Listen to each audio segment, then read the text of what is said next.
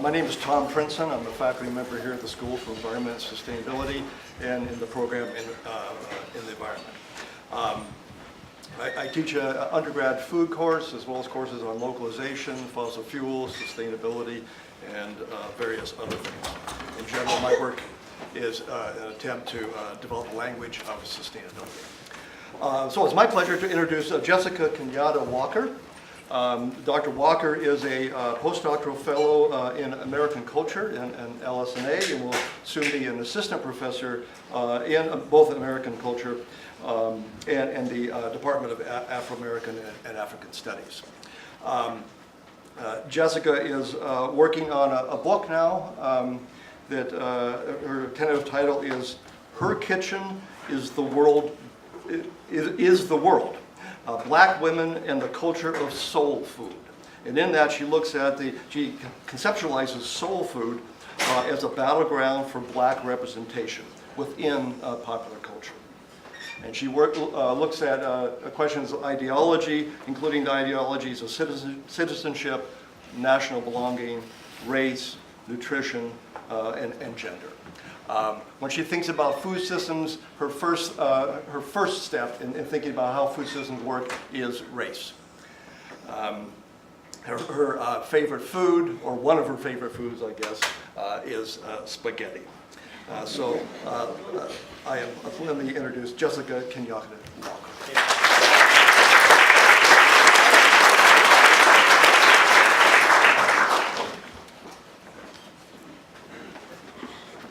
Thank you, Tom, for the introduction.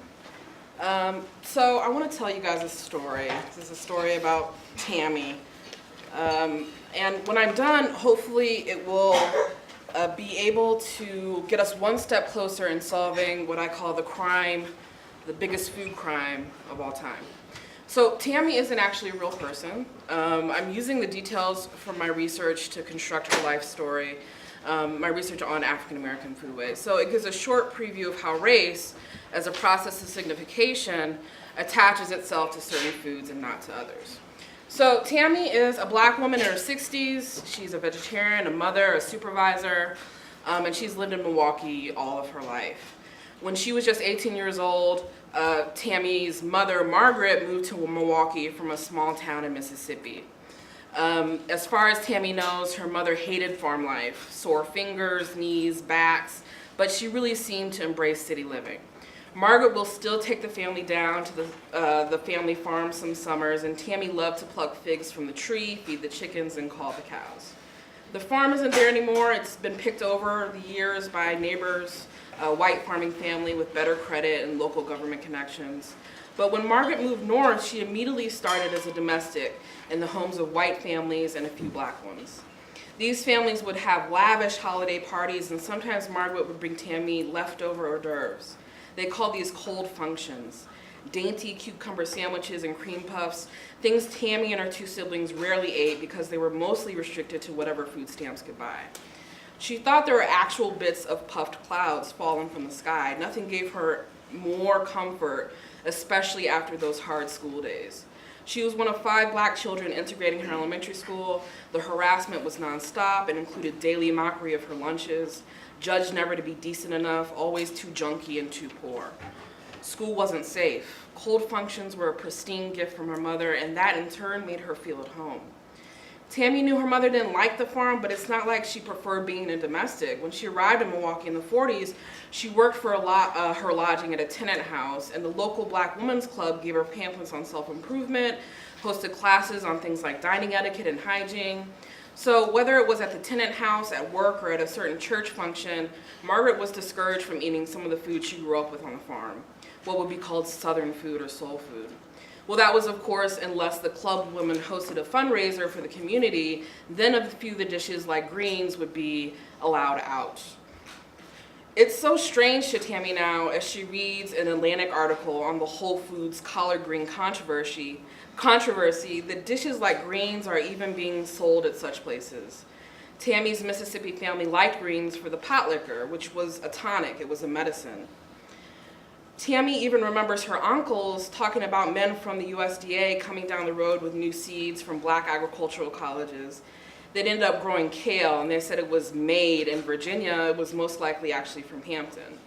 That rural food life was unfamiliar to Tammy. In college, she explored novelty grocery store items once prohibited under her mother's roof. Like cream puffs, they had that special significance. She also had to fit into new class norms. The deeper she got into her education, the more the professional and personal expectations around food shifted. So as she flipped through Black lifestyle magazines, the image on your left is of the Ebony Test Kitchen, the image on your right is from the Jeffersons, or watched TV, she learned, and her kitchen changed.